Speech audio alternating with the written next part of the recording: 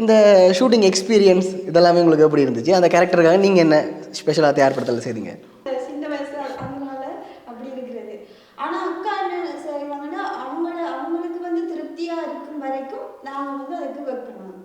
Camera எல்லாம் இப்படித்தான் வைப்பாங்கன்னு இப்படித்தான் செய்யணும்ன்றதெல்லாம் எனக்கு அப்பதான் தெரியும். எங்களுக்கு அனுபவம் இல்லை. நாங்கள் ஒரு திரைப்பட ஒரு பட்டறையில முடிச்சு வந்த ஆட்கள் இல்லை. இல்ல வந்து அப்படின்னா வேற பார்த்த உடனே தாடிக்கு தலைமுடிக்கு பார்த்த உடனே நான் நினைச்சேன் இது ஒரு போதாவஸ்து கேஸ்.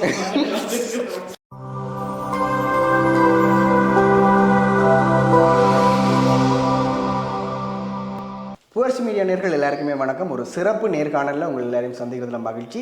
இன்றைக்கு இந்த சிறப்பு நேர்காணல் யாரோட இருக்க போதோன்னு பார்த்தோம்னு சொன்னால், இலங்கையில் எங்களுடைய ஈழத்தில் எடுக்கப்பட்ட முழுநீள திரைப்படமான மூக்குத்தி பூ இந்த திரைப்படம் வந்து வெளியீட்டுக்கு தயாராகி இருக்கு.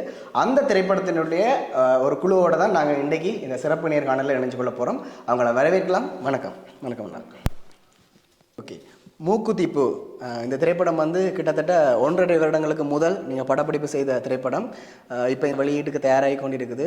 எல்லாரும் ஹாப்பியாக இருப்பீங்கன்னு நினைக்கிறேன். இந்த திரைப்படத்துக்குள்ள இந்த திரைப்படத்தில் எப்படி நீங்கள் வந்தீங்க? இந்த திரைப்பட குழுவோட எப்படி இணைஞ்சிங்க நீங்கள்? எல்லோருக்கும் வணக்கம். முதலில் இந்த திரைத்துறைக்குள்ள நான் இலங்கை ஈழத்து படைப்புகளுக்குள்ள நான் வாரத்துக்கு வேறு ஒரு இயக்குனரோட தொடர்பில் வந்து அந்த தயாரிப்புகளில் வேலையில் ஈடுபட்டு கொண்டிருக்கிற நேரத்தில் தான் இந்த பூவரிசி மீடியா எங்களுடைய இயக்குனர் இளவாணி அவர்களை நான் சந்தித்தேன். அவரை வந்து எனக்கு முதலில் இலக்கிய சம்பந்தமாக எனக்கு அவர் அறிமுகம். அவரும் இப்படி ஒரு படத்தை இயக்கி இருப்பதால் எனக்கு அந்த சொன்ன கதை அவருடைய அனுபவம் இப்போ நான் என்னை வளர்த்து கொள்ளலாம் என்ற ஒரு ரீதியில் இதுக்குள்ள வந்தேன். தானா இந்த படத்தை நீங்கள் ஆக்ட் பண்ணது மட்டுமே இல்லாமல் ஒரு அசிஸ்டன்ட் டைரக்டராகவும் ஒர்க் பண்ணியிருக்கீங்க. நீங்கள் எப்படி இந்த க்ரூவோட ஜாயின் ஆனீங்க? ஃபர்ஸ்ட் ஆஃப் ஆல் எல்லாருக்குமே வணக்கம். இந்த இந்த மூக்குத்தி பூ அப்படின்ற ஒரு திரைப்படத்துக்குள்ளே நான் எப்படி உள்ள வந்தேன்னா, மூக்குத்தி பூ திரைப்படத்துக்காக சின்ன கேரக்டர் நடிக்க தான் ஃபஸ்ட்டு கூப்பிட்டுருந்தாங்க. சின்ன கேரக்டரும் பண்ணியிருக்கிறேன். அதோட அசிஸ்டன்ட் டைரக்டராகவும் ஒர்க் பண்ணியிருக்கிறேன். ஸோ அப்படி தான் உள்ள. ஓகே, விதுஷன் நீங்கள் சொல்லுங்கள். எல்லாருக்கும் வணக்கம். நான் வந்து இளவணியக்கா கிட்ட ஃபஸ்ட்டு அவங்க லூசி படத்தில் ஒர்க் பண்ணேன். அப்போ அதில் ஒர்க் பண்ணும்போது நாம் செய்கிற குடும்பம் அந்த கேரக்டர்ஸ் வந்து எங்களை ரியல் கேரக்டர்ஸ் வந்து இந்த ரீலுக்கு கொஞ்சம் சிங்காக்குடி மாதிரி இருந்துச்சு. ஓகே. அப்போ இந்த நான் போய் மீடியாவில் ஒர்க் பண்ண சான்ஸ் கிடைச்சது. அப்போ ஒர்க் பண்ணும்போது தான் இதை பற்றி நான் டிஸ்கஸ் பண்ணாங்க. இப்படி ஒரு மூவி எடுத்து போகிறேன், இப்படி ஒரு கேரக்டர் உனக்கு கொஞ்சம் ஏற்ற மாதிரி தான் இருக்கு, ஓகே ஆகுது. அப்போ நான் ஃபர்ஸ்ட் டைம் அதை ஃபியூச்சர் ஃபிலிம் செய்கிறது எனக்கு ஃபர்ஸ்ட் டைம். நார்மலாக ப்ரொஜெக்ட்ஸ் இருக்குது, ஆனால் ஃபுல்ஃபில் பண்ணுறது இதுதான் ஃபர்ஸ்ட் டைம். அப்போ நான் உடனே கொஞ்சம் இது எனக்கு தெரியாது, சொல்லி தந்தா ட்ரை பண்ணுவேன்னு சொல்லி என்னது கொஞ்சம் ஹார்ட் ஒர்க்ஸாக தந்து அதை பண்ணி பார்த்து ஓகே இந்த அளவு போனப்போ தான் இந்த படத்தில் வந்தது. அப்போ ஃபர்ஸ்ட்டாக எனக்கு அறிமுகமானது நான் வந்து அவங்களோட படத்தில் ஒர்க் பண்ணேன், லூசி படத்தில். அதனால இந்த சான்ஸ் இது வரைக்கும் வந்தேன். அப்படியே இந்த க்ரூவோட நீங்கள் ஓகே. ஒரு ஃபர்ஸ்ட் டைம் பெரிய ப்ரொஜெக்ட் ஆனும் ஒரு ஃபுல்ஃபில்மெண்ட்டுக்கு வாரீங்கன்னு சொல்லியிருந்தீங்க. நாங்கள் ஒரு பெரிய ப்ரொஜெக்ட்டுக்கு வரைக்கும் எங்களுக்கு தனிப்பட்ட ரீதியில் நாங்கள் சில தயார்படுத்தல் செய்வோம். ஒரு பெரிய கேரக்டர், அதுவும் இப்படி ஒரு பெரிய படத்தில் எங்களுக்கு ஒரு பெரிய பாட்டுன்னு எங்களுக்கு தரையக்க அதுக்காக நாங்கள் ஹார்ட் ஒர்க் பண்ணுவோம், அதுக்காக சில தயார்படுத்தல் செய்வோம். இந்த படத்துக்காக உங்களோட கேரக்டருக்காக நீங்கள் என்னென்ன தயார்படுத்தல் செய்திருக்கீங்க? நீங்கள் ஆமாம், இதுக்கு கண்டிப்பாக நான் ஒரு பெரிய உருட்டு மேலே நான் எதிர்கொள்ளணும்னு சொல்லி வந்த ஒரு கேரக்டர். அப்போ அதுக்கேற்ற மாதிரி நான் செய்யணுன்றக்காண்டி சில வில்லங்கமான வேலைகளை செய்கிற ஒரு கேரக்டர்ன்றக்க அதுக்குரிய ஹார்ட் ஒர்க், அது சம்மந்தமான விஷயங்களை பார்த்து தெரிஞ்சு கொண்டு செய்வோம். ஏன்னா இது சில ஆட்களுக்கு பிடிக்கும், சில ஆட்களுக்கு பிடிக்காது. என்ன எப்படி இருக்கிறேன் இல்லாட்டி எப்போ அப்படிலாம் செய்யலாமா இந்த மாதிரி கேரக்டர். அப்போ அதுக்கேற்ற ஹார்ட் ஒர்க்ஸை வந்து ப்ராக்டிஸ்லாம் எடுத்து செஞ்சது. ஏதோ என்னால் முடிஞ்சதாக பண்ணியிருக்கேன்னு நம்புகிறேன். உங்களுக்கு அதுவும் ஃபர்ஸ்ட் ப்ராஜெக்ட்னு சொல்லியிருக்க, அதுவும் பெரிய படம், முழு திரைப்படம்னு சொல்லியிருக்க, இந்த ஃபர்ஸ்ட் ஷூட் எப்படி இருந்தது? இந்த ஷூட்டிங் எக்ஸ்பீரியன்ஸ் இதெல்லாமே உங்களுக்கு எப்படி இருந்துச்சு? அந்த கேரக்டருக்காக நீங்கள் என்ன ஸ்பெஷலாக தயார்படுத்தல் செய்தீங்க? இது வந்து ஒரு பெரிய படம். பெரிய படம்ன்றதை தாண்டி ஈழத்தில் வந்து பல அனுபவம் வாய்ந்த கலைஞர்கள் இதில் நடிக்க போகிறோன்னு எனக்கு தெரியும். அப்போ இதுக்கான அதாவது வந்து ப்ராக்டிஸ் இதற்கான ப்ராக்டிஸை வந்து இளவாணி அவர்கள் வந்து கிட்டத்தட்ட ஒரு வாரமாக எங்களுக்கு தந்து கொண்டே இருந்தாங்க. எனக்கு அது முதல் படைப்பு, முதலாவது ஒரு நடிப்பு துறைக்குள்ள நான் வாரப்படியே எனக்கு சரியான கஷ்டமா இருந்தது. சில சம்பவங்களை பார்க்கும்போது வெக்கமா இருக்கும், சில திரும்ப திரும்ப செய்யும் போது ஒரு எங்களுக்குள்ளேயே ஒரு மன உளைச்சல் வரும். இப்படியெல்லாம் நம்ம செய்யணும் அப்படின்னு. அப்படியெல்லாம் தாண்டி இந்த படத்தின் முதல் ஷூட்டிங்கே எனக்கு தான், முதல் ஷூட் வந்து எனக்கு தான் வச்சாங்க பக்கத்தில். ஓகே. அந்த ஷூட்ல பார்க்கும்போது தான் எனக்கு கேமரா எல்லாம் இப்படித்தான் வைப்பாங்க, இப்படித்தான் செய்யணும்ன்றதெல்லாம் எனக்கு அப்பதான் தெரியும். எங்களுக்கு அனுபவம் இல்லை. நாங்கள் ஒரு திரைப்பட ஒரு பட்டறையில முடிச்சு வந்த ஆட்கள் இல்லை. ஆனாலும் இந்த இயக்குனர் வந்து ஒரு பல பட்டறைகள்ல திரைத்துறை பட்டறைகள் இருந்து வந்தபடியே அவர் வந்து எங்களை வந்து கூடிய அளவு முயற்சி பண்ணி எங்களை நடிக்க வச்சிருக்கிறார்.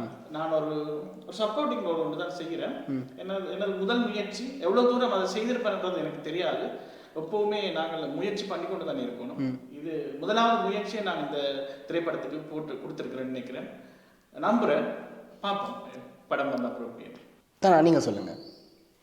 என்னோட கேரக்டர் வந்து ஒரு வித்தியாசமான கேரக்டர் தான் இந்த படத்தில்.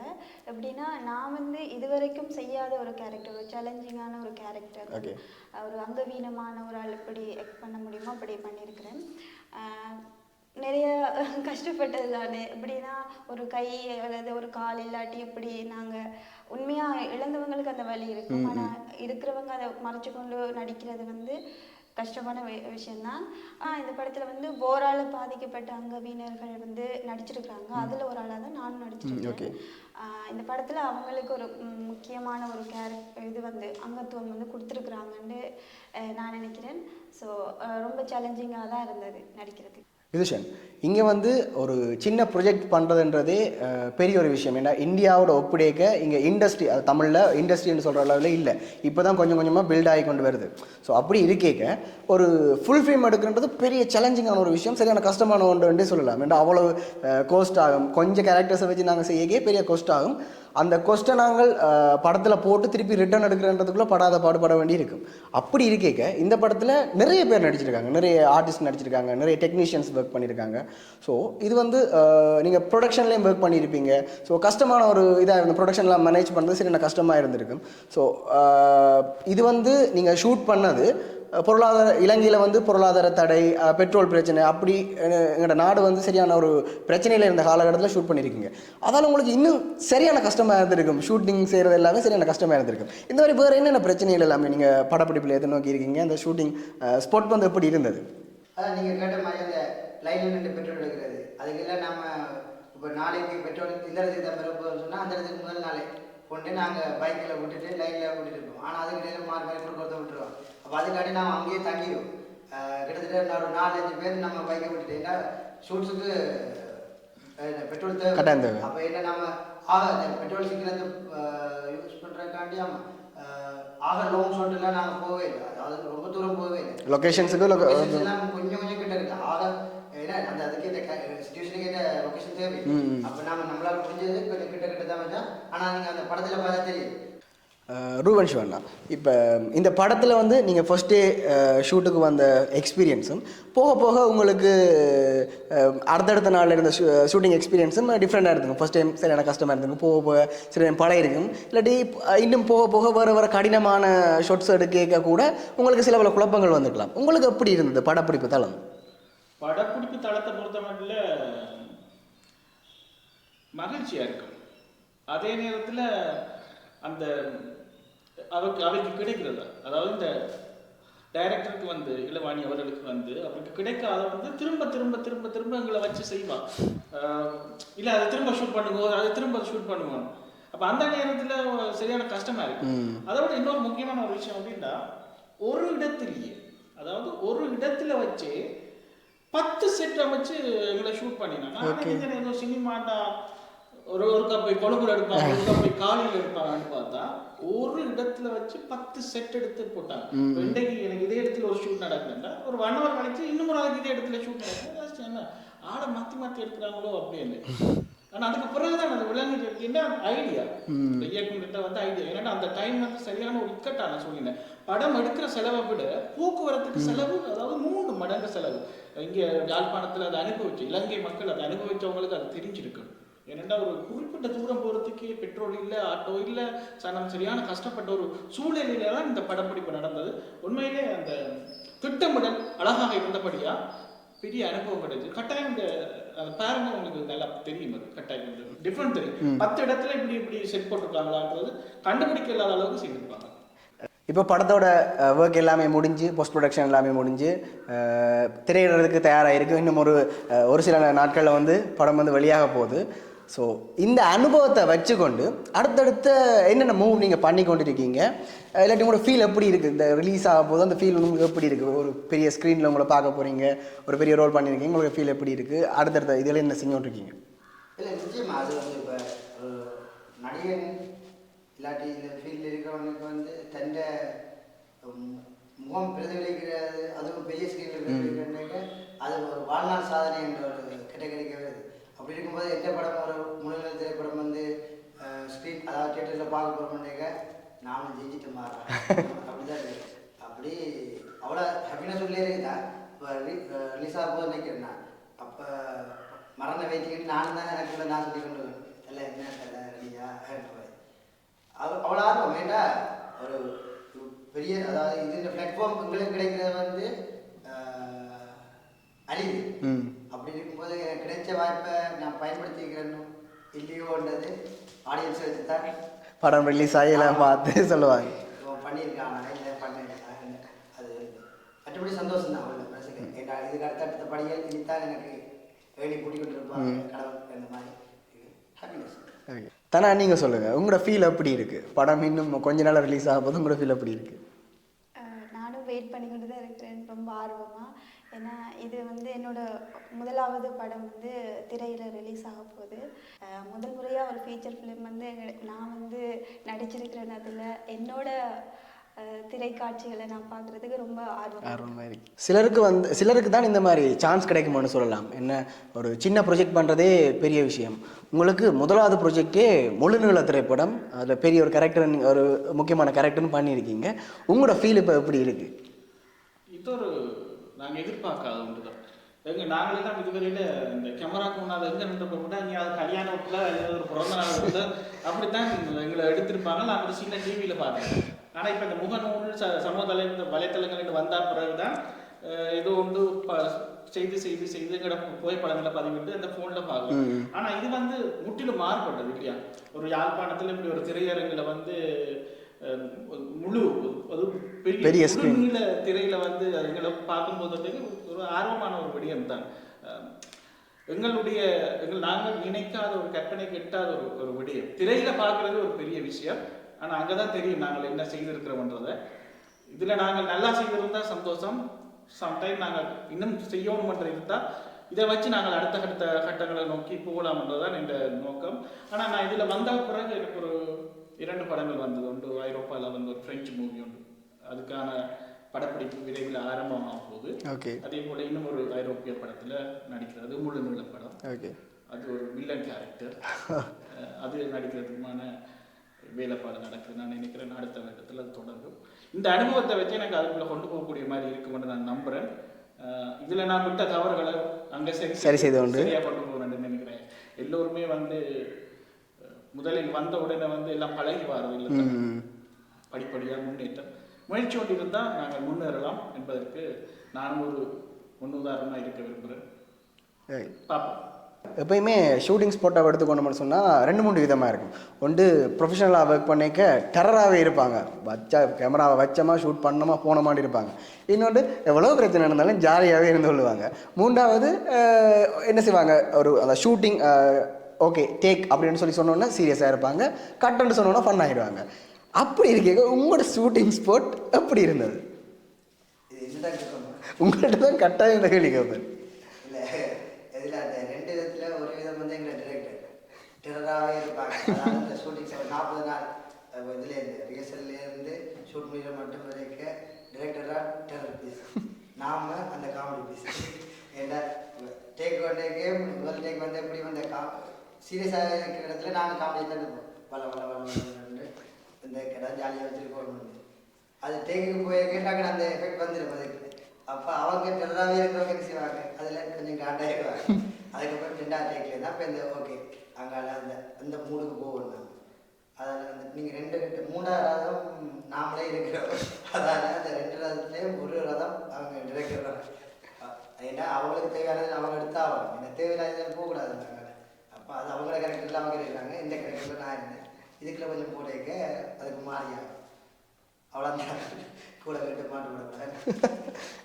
இந்த மூக்குத்திப்பு திரைப்படத்தோட டீசரை பார்க்கும்போது தெரியுது, இந்த புலம்பெயர் தமிழர்கள், வெளிநாட்டில் இருக்கக்கூடிய தமிழர்கள் அவங்களே வச்சுக்கொண்டு இங்கே சிலர் ஏமாத்து வேலைகள் செய்து கொண்டிருக்கக்கூடிய 2 பேருக்கு இடையிலமான ஒரு காமெடியான ஒரு ஸ்டோரியாக இருக்க மாட்டேன் நான் நினைக்கிறேன். டீசரை பார்க்கும்போது தெரியுது. இப்படி இருக்க நீங்களும் வெளிநாட்டிலிருந்து வந்து இருக்கக்கூடிய ஒரு புலம்பெயர் தமிழன். ஸோ உங்களுக்கு எப்படி இருக்குது இதை அவங்க வெளிநாடுகளில் இருக்கக்கூடிய தமிழர்கள் எப்படி ரிசீவ் பண்ணுவாங்கன்னு நினைக்கிறீங்க? இது உண்மையிலே இப்போ நடந்து கொண்டிருக்கிற ஒரு விஷயம் தான். அது எல்லாரும் அப்படி செய்யறது இல்லை. பலரை வந்து ஏமாத்துறதுக்கான முயற்சி இங்கே இப்போ செய்து கொண்டிருக்காங்க. இப்போ உதாரணத்துக்கு ஒரு ஆள் ஒரு முகநூலுக்குள்ளே போனா, ஃபேஸ்புக்குள்ளே போனால் கூட அவன் வெளிநாட்டில் இருக்கானா, என்ன தொழிலில் போட்டுக்கான்னு தேடி கண்டுபிடிச்சு அவங்களுக்கு மெசேஜ் பண்ணி காய் போட்டு அப்படித்தான் போகிறாங்க. அது சிலர் அக்செப்ட் பண்ணுவாங்க, சிலர் அக்செப்ட் பண்ண மாட்டாங்க. மோஸ்ட்லி அது நடந்து கொண்டு தான் இருக்கு.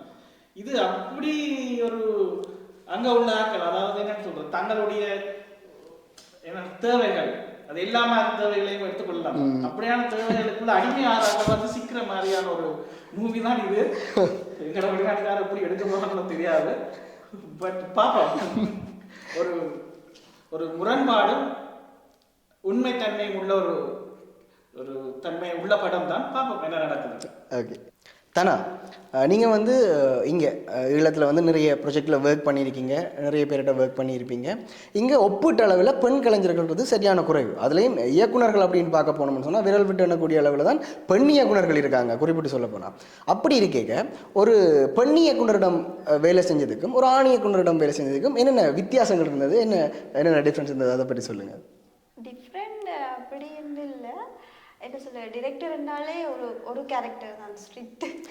அது மட்டும்தான் எனக்கு தெரியும். ஏன்னா டிரெக்டர் அந்த இடத்துல ஸ்ட்ரிக்டாக இருந்தால் தான் அந்த படைப்பு வந்து ஒழுங்காக வரும், ஒரு முழுமையான திருப்திகரமான படைப்பாக வரும். அப்படி இருக்கும்போது இளவாணி அக்காவோட டிரெக்ஷனில் வந்து ஒர்க் பண்ணுறதுன்றது என்ன சொல்கிறது, அந்த இடத்துல நாங்கள் அந்த வேலையை சரியாக செய்யணும், சேட்டை விடக்கூடாது. அது அந்த என்ன சொல்கிறது, எங்களுக்கு கொடுக்கப்பட்ட கேரக்டரை வந்து நாங்கள் ஒழுங்காக செய்யும் வரைக்கும், அவங்களுக்கு திருப்தியாக இருக்கும் வரைக்கும் அவங்க விட மாட்டாங்க. வேறு டிரெக்டர்ஸ்கிட்ட நான் ஒர்க் பண்ணியிருக்கிறேன், அவங்களோட டிரெக்ஷனுக்கு கீழே நான் நடிச்சிருக்கிறேன். அது வந்து அவங்க மேலே இருந்திருக்காங்க. மேல் டிரெக்டருக்குள்ள ஒர்க் பண்ணும்போது நான் அந்த மாதிரி ஒரு ஸ்ட்ரிக்டை நான் பார்க்கல. ஏன்னா அவங்க என்னை வந்து நான் ஒரு கேர்ளாக இருக்கிறதுனால எனக்கு ஏசக்கூடாது, திட்டக்கூடாது, அந்த ஒரு இதில் தான் மிதண்டுவாங்க. ஆனால் அந்த இடத்துல நான் ஒரு படைப்பாளி, நான் ஒரு ஆக்டர். அப்போ எனக்கு என்னகிட்ட இருந்து என்ன அவங்க எக்ஸ்பெக்ட் பண்ணுறாங்களோ அவங்க தான் என்கிட்ட வந்து பெற்றுக்கொள்ளணும். அப்போ அந்த இடத்துல வந்து வேறு டிரெக்டர்ஸாக இருக்கட்டும், நான் அந்த மாதிரி ஒரு ஸ்ட்ரிக்ட்னஸாக பார்க்கல. ஆனால் இளவாணி அக்கா வந்து என்ன சொல்கிறது, எங்கள்கிட்ட இருந்து மேக்ஸிமம் எவ்வளோ எடுக்க முடியுமோ அவ்வளோத்துக்கு பெஸ்ட்டான அவுட்புட் வந்து எடுப்பாங்க. இவ்வளோ நேரம் வந்து நீங்கள் சீரியஸாகவும் காய்ச்சிங்க, ஜோலியாகவும் காய்ச்சிங்க. ஆனால் இது வந்து உங்களை மாட்டி விடுறது, கோத்து விடுற மாதிரி ஒரு ஃபன்னான கேம் செக்மெண்ட் ஒன்றுக்குள்ள இப்போ நாங்கள் போக போகிறோம். இந்த கிளாஸில் வந்து ஒரு சில பேர் வந்து ஒரு பேரோட பேர் நேம்ஸ் வந்து எழுதி போடப்பட்டிருக்கு, ஒட்டையிலுக்கு போடப்பட்டிருக்கு. இதை வந்து உங்கள்கிட்ட நீங்கள் எடுத்து அதில் இருந்து 2 ஷீட் வந்து நீங்கள் எடுக்கணும். யார் யார்கிட்ட பேர் வருதோ அவங்கள பற்றி ஷூட்டிங்கில் நடந்த ஃபன்னான விஷயங்கள், இல்லாட்டி இந்த முகுதிப்பு படப்பில் ஸ்டார்டில் pre production, post production, shooting, நிறைய நல்ல ஃபன்னான சம்பவங்கள் நடந்திருக்கு. அவங்களை பற்றி நீங்கள் இங்கே ஷேர் பண்ணணும். ஒளிவு மறைவு இருக்கக்கூடாது, ஃபன்னாக சொல்லணும். சரியா? முக்கியமான டார்கெட்டே நீங்கள் தான், இந்த செக்மெண்டோட டார்கெட்டே நீங்கள் தான். ரெடியாக இருந்தோங்க.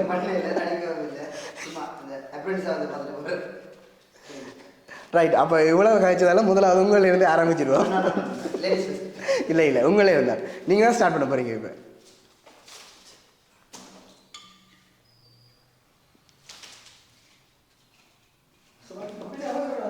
Very close ஆகிங்க. இந்த ரியாக்ஷனுக்கு க்ளோஸ் டிரெக்டரா. ஓகே, எடுத்துட்டீங்க. இல்லை சீட்டெல்லாம் சரி, யார் ஈழவணிக்கா?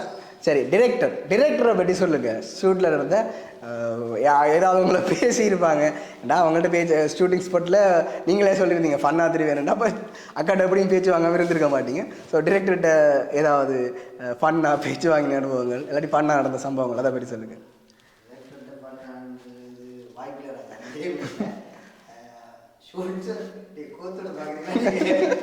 சொல்லத்தான் வேணும். இல்லை அவங்க தங்கமான நல்லவங்க அப்படிதான். இல்லை படம் மட்டும் வந்தால் பக்கா ஃபயரில் இருப்பாங்க. கொஞ்சம் காலத்துக்கு இல்லை ஏன்னா அவங்களுக்கு தேவையானதை எடுத்துக்கொண்டே இருப்பாங்க. நம்மக்கிட்டே இப்போ நான் வந்து அவங்க எப்படி அவங்கள பற்றி சொல்லுங்கன்னு சொல்லல, ஷூட்டிங்கில் நடந்த ஃபன்னான இல்லாட்டி ஏதாவது இன்சிடெண்ட்டை நீங்கள் இப்போ ஷேர் பண்ணணும். இதில் ஃபன்னானது டிரெக்டரோட ஃபன். சரி, அவர் டிரெக்டர் பேசியிருப்பாங்க, அதை சொல்லுங்க. வேறு பேர் இல்லை இது சொல்லியாது. இது புலப்படம் பண்ணி இல்லையா? இப்போ என்ன சொல்கிறது, இப்போ ஷூட்டிங் ஸ்பாட்ஸில் ஃபன்னு நாங்கள் டிரெக்டரோட நேராக ஃபன் பண்ணிடலாம். என்ன நம்ம ஆர்டிஸ்ட் நம்ம அசிஸ்டன்ஸ் சொல்லி நம்ம இருப்போம் இல்லை, ஆர்ட் டைரக்ஷனோ ரைட்டிங்கோ ப்ரொடக்ஷனோ அவங்களோட ஃபன் பண்ணிக்கலாம். டிரெக்டர் வந்து அந்த ஹீட்லேயே இருப்பாங்க. அப்போ அவங்களோட போய் ஃபன்னுக்கு சான்ஸ் இல்லை. அதாவது இந்த கேமுக்கு சான்ஸ் இல்லை. இந்த நேம் நம்ம ரிஜெக்ட் பண்ணி சரி, ஒரு டீ போட்டு சைடில் வைங்க, இன்னும் எடுங்க.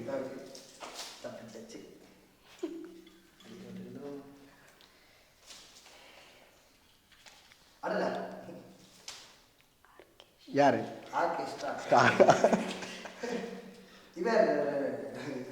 இவரோட பண்ண சொல்றதா? ஆமாம், இவரோட பண்ண படப்பிடிப்பில் எல்லாட்டி அதுக்கு பிறகு. ஆமாம், இவர் வந்து நடந்தது இவர்கிட்ட வந்து ஃபன் மூமெண்ட் அவர் வேறு அவரை வச்சு நாங்கள் ஃபன் பண்ணாங்க. அதாவது ஒரு நாள் ஷூட்டுக்கு நைட்டு சாப்பாடு ஆமாம் பான் கொடுத்தது. அப்போ அதை நம்மளோட எடிட்டர் ஒருத்தர் அவர் பயங்கர கோபியர் அவருக்கு பாட்டு கீழே.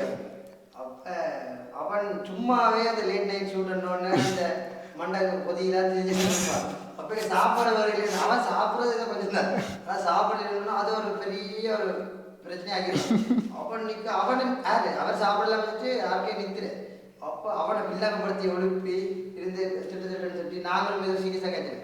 அது உண்மையில அவன் பான் வச்சாங்களா இல்லை வைக்கலையோ இல்லை, அவரும் கடைசியாக பைத்தாடு யாருக்கு பேருந்து. இன்னொரு நாள் வந்து நாம் நைட் ஷூட் போய் கொண்டு இருக்குது, அவர் ப்ரொடக்ஷன் ஒர்க் பண்ணியிருந்தவர். நைட் டைம் நம்ம அது 2 மணி 3 மணி ஆகுது. அப்போ அவர் 2 வேலை முடிஞ்சாங்க படுத்துட்டேன். நமக்கு ஷூட் போய் கொண்டு இருக்குது, டிவி போடுறோம் இல்லை எல்லாருமே ஒர்க் பண்ணிட்டு இருக்காங்க. எக்ஸாம்பிள் எல்லாம் போடுவோம்னு சொல்லிட்டு பார்த்தா காணும். அப்போ நான் வந்து சுற்றி வளைச்சிருந்து பார்த்தா ஆள் விட்டு நல்ல மரம் நிற்குது. அப்போ நான் டாக்டர் போய் வேணாம் பதைக்கிறதுக்கு நமக்கு கிடைச்சது கோவிது. அப்போ போயிட்டு அந்த வீடியோ எடுத்துட்டு வழக்கம் அதே போய்கிட்டு வந்து ப்ரொடக்ஷன் எங்கே இங்கே தூங்குகிறது ப்ரொடக்ஷன் அதை வீடியோ எடுத்து வச்சு அவனை வச்சு கலாச்சி ஊற்றி ஒரு நாள் அவருக்கு என்ன ப்ரெஷர் ஆகிடுச்சு. மன உளைச்சலுக்கு ஆளாக லாஸ்ட்டு ஷூட் வந்து இருந்தவன் படத்தில் இருந்து கலவன் அங்கால ஜாலியாக இருந்தது. அப்பத்தான் போயிருக்கிறோம். அந்த உப்பங்கள் எல்லாம் பாய்ந்து திருவண்ணாமலை அந்த சைட்லாம் வந்து எல்லாம் பாருங்க. ஒப்பங்கள் பயந்தடிச்சு இருக்க நாம என்ன செய்யறது இவன் போய் நம்ம அதை கிட்ட எதிர்மாதிரி செய்வோம் வந்து ஓப்பம் இல்லாம குடுகுரு கையில வாக்கி அடைஞ்சு இடிச்சாச்சு. தப்பு சாப்பிட பேசி பேசாம உண்மையாண்டி கத்துறாரு அடைஞ்சி போட்டாம இருக்குது. அது அந்த பாட்டி தான் சாப்பிட்டு அடிச்சு திருவண்ணூர் எல்லாம் பூசி போட்டு விட்டு அவரைத்தான் நாங்கள் வச்சு ஃபன் பண்ணோம். அந்த இதில் தலைவர் நமக்கு ஆறுதல் கொடுத்தோம். தரா இப்போ கூட்டு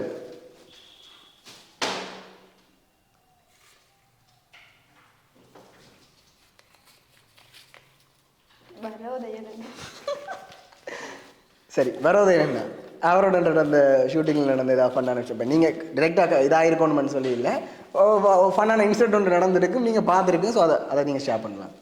வரோதயன் என்ன சொல்கிறது, நான் வந்து என்னோட ஷார்ட் ரெடி ஆகும் வரைக்கும் கஸ்டடியில் போட்டுட்டு உட்காந்துருப்பேன். அப்போ அண்ணா வந்து பக்கத்தில் உட்காந்துருப்பாரு.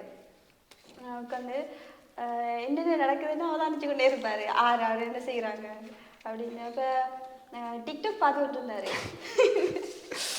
டிக்டாக் பார்த்துட்டு இருந்தாரு. அப்போ இந்த ஃபிலிமில் நடிச்ச ஒரு கேர்ள் வந்து டிக்டாக் செய்கிறவ அதில். அப்போ அவரோட கழிச்சிட்டு இருக்கும்போது என்கிட்ட கேட்டார், நீங்கள் டிக்டாக் செய்வீங்களான்னு. நான் வந்து டிக்டாக்ல நான் செலிப்ரேட் அப்படின்னு சொல்லி என்ன ஐடியா வாங்கி பார்த்தாரு. அது பெரிய செலிப்ரிட்டி தானே அப்படின்னு சொன்னார். அப்போ அந்த அண்ணாவோட வந்து இந்த ஃபன் அப்படி விடுறதுன்ட்டு இல்லை, கொஞ்சம் ரெஸ்பெக்ட் மாதிரி. ஓகே, எடுங்க, நீங்கள் எடுங்க.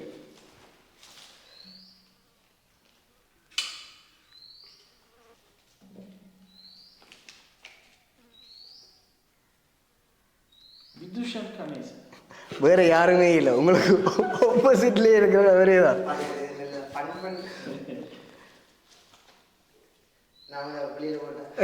இல்லை இல்லை வந்து அப்படின்னா வேற பார்த்த உடனே தாடிக்கு தலைமுடிக்கு பார்த்த உடனே நான் நினைச்சேன் இது ஒரு போதாஸ்து கேஸ். அதுக்கு தான் தெரியும் அப்படின்னா இது படத்துக்கு வந்து இந்த கேரக்டருக்காண்டி அப்படி வச்சிருக்காங்க, இதெல்லாம் வச்சிருக்காரு அப்படின்னு. ஆனா இப்ப கூட பாருங்க, ஆளை பார்த்தா ஒரு மாதிரி டெரரா தான் இருக்கு. ஆனா பேசி பார்த்தா பச்சை புண்டை குழந்தை. ஆமா, இவர் என்ன செய்வாருன்னா இவர் அடிக்கடி வந்து எங்களோட டைரக்டர் இளவணியை காட்ட பேச்சு பண்ண அவர் திரும்ப திரும்ப டேக் சொல்ல சொல்ல இவர் டென்ஷன் ஆகிடுவார். ஒரு டைம்ல நான் நினைக்கிறேன் இவர் டென்ஷன் ஆகி ஒன்று நான் தூக்கி போடுற கட்டத்தில் அவ சொல்லிட்டா, நான் உனக்கு சொல்லல, எனக்கு இந்த டேக் வரை நீயே நினைச்சு போட்டு வான்னு சொல்லி விட்டுட்டு வந்துட்டேன். அதுக்கு பிறகு அசிஸ்டன்ட் டைரக்டர் நினைக்க வரது அவரும் எங்களுக்கு கேமராமேன் மற்ற எடிட்டர் கோபி அவைய போயிட்டு தான் எங்கிட்ட ஒரு போர்ஷன் ஷூட் கொண்டு வந்தது. ஏன் அப்பதான் நான் யோசிச்சேன், நான் சொல்லக்கூடாது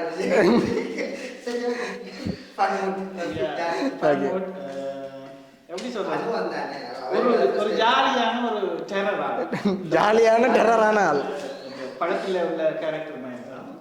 பட் உண்மையிலே ஒரு நல்ல புண்ணியம், உண்மையிலே எனக்கு பிடிச்ச. ஓகே, அடுத்து அடுத்தது யாரு?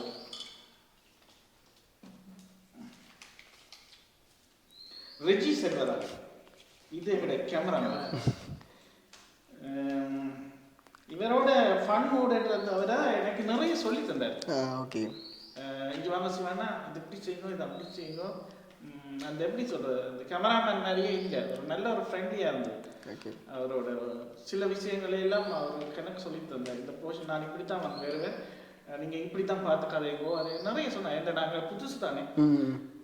இவருடைய ஜாலி மூட்டுன்றதை தவிர ஆளே ஒரு ஜாலியான ஆள் தான். ஆனால் நிறைய எக்ஸ்பீரியன்ஸ் பண்ண நிறைய அனுபவம், அவர் எனக்கு அனுபவத்தை அவர் சொல்லி தந்தார்.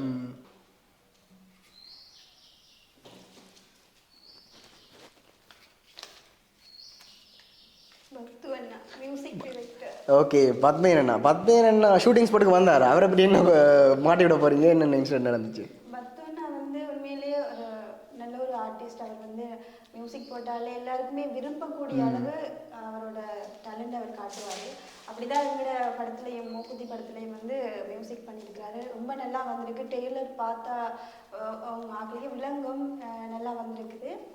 அவர் எப்படின்னா வந்து தன்னோட ஒர்க்கை வந்து லவ் பண்ணி அவர் வந்து டெலிவர் பண்ணுவார் அந்த மியூசிக்கை. அதனால் அப்படி தான் இந்த மூக்குத்தி படத்துலையும் ஒர்க் பண்ணியிருக்கிறாரு. இரவு பகலாக இருந்து ஒர்க் பண்ணியிருப்பான்னு நினைக்கிறேன். அவங்க போயிருந்து அவரை பண்ண வச்சு தான் இந்த அருமையான மியூசிக்லாம் வந்திருக்கு. ரொம்ப நல்லா வந்திருக்கு. படத்தை பார்த்தாலே உங்களுக்கு விளங்கும். உங்களை கண்டிப்பாக பிடிக்கும்னு நான் நம்புகிறேன். ஓகே, கேம் செக்மெண்ட் வந்து முடிஞ்சுது. நிறைய பேரை மாட்டி விட்டீங்க. நிறைய தெரியாத சம்பவங்கள்லாம், சொல்லக்கூடாத சம்பவங்கள்லாம் நிறைய வந்திருக்கு. ஸோ இந்த செக்மெண்ட் ஃபன்னாக இருந்திருக்குமென்னு நம்புகிறேன். அண்ட் உங்களோட மூக்குத்தி பூ திரைப்படம் வந்து நிறைய கஷ்டங்களுக்கு பிறகு, கஷ்டங்கள் தான் சொல்லணுமெண்டா, பொருளாதார தடை அந்த மாதிரி ஒரு சுச்சுவேஷனில் நீங்கள் ஷூட் பண்ணியிருக்கீங்க, ஒரு ஃபுல் ஃபில்மை ஷூட் பண்ணியிருக்கீங்க. ஒரு சில நாட்களில் இந்த படம் வந்து ரிலீஸ் ஆக போகுது. ஸோ எல்லோரும் ஹாப்பியாக இருப்பீங்க. ஸோ இந்த க்ரூ உங்கள் எல்லாருக்குமே வாழ்த்துக்கள். கண்டிப்பாக இந்த படம் சக்ஸஸ் அடையணும்னு நான் வாழ்த்துக்கொள்கிறேன். மிக்க நன்றி நிவேதிகன். புவரிச் மீடியா எங்களுடைய நேர்காணல் கண்ட தம்பி அழகாக செய்திருந்தீங்க. உண்மையிலே இந்த படம் வந்து இப்போ இன்னும் ஒரு சில நாட்களில் வந்து வெளியாக போது சந்தோஷமாக இருக்குது. இந்த நேரத்தில் வந்து எங்களோட நடித்த அனைத்து கலைஞர்களுக்கும் வந்து நானும் ஒரு நன்றி சொல்ல கடமைப்பட்டிருக்கேன். குறிப்பாக வந்து சபேஷ் அண்ணா, அவர் லண்டனில் இருக்கிறார். அதே மாதிரி இளவணியக்கா, எங்களோட டைரக்டர், மற்ற எடிட்டர் கோபி, நடிகர் விது தன்னா, மற்றது பிரணவன் அண்ணா, பாரதியன், சிந்து, அப்படி நிறைய பேர், சில பேர் சொல்லாம விட்டா மன்னிச்சு கொள்ளுங்க. எல்லாரோடையும் பணியாற்றினது பெரிய விஷயம். என்னை விட குறைஞ்ச வயசு படியங்கள் எல்லாரும் சின்ன சின்ன ஆட்கள், ஒரு ஆர்வம் உள்ள ஆட்கள். அவங்களோட வேலை செய்த நல்லா இருக்கு, அண்ணா அண்ணான்னு சொல்லி என்னையும் நல்லா ஊக்கப்படுத்தினாங்க. அண்ணா இப்படி செய்வோம்னா அப்படி செய்வோம்னாட்டு பெரிய விஷயம். டிசம்பர் 2வது வாரம் இந்த படம் வெளியாக போகுது. எல்லாரும் கட்டாயமா திரையரங்கில் பார்க்கணும். ஏன்னா ஒரு ஈழத்து சினிமா இவ்வளோ கஷ்டத்துக்கு மத்தியில தான் அதை படைச்சு ஒரு மக்களுக்காக கொண்டு வராங்க. நாங்கள் எவ்வளோ காசுகளை செலவழிக்கிறோம், இந்தியா சினிமாவில் பார்க்குறோம், மில்லியன் இல்லை. அதே நேரத்தில் எங்களோட ஒரு கலைஞர்களுக்கும் நாங்கள் தான் உதவிக்கரம் கொடுக்கணும், அவங்களுக்கு ஆதரவு கொடுக்கணும். கட்டாயம் எல்லாரும் திரையில இந்த படத்தை பார்த்து இந்த மூக்குத்திப்பு குடும்பத்துக்கு ஆதரவு கொடுக்கணும். இந்த படம் அனைத்து வெளிநாடுகளிலேயும் வெளியீடு செய்யப்படும். நான் குறிப்பாக Canada, Switzerland, Germany, France, London, எல்லாமே நார்வே கூடிய நாடுகளில் திரையிடப்படும். கட்டாயம் எல்லாரும் வாங்கோ, தியேட்டரில் பார்த்து எங்களுடைய ஈழத்து சினிமாவுக்கு ஆதரவு கொடுங்க. நன்றி, வணக்கம்.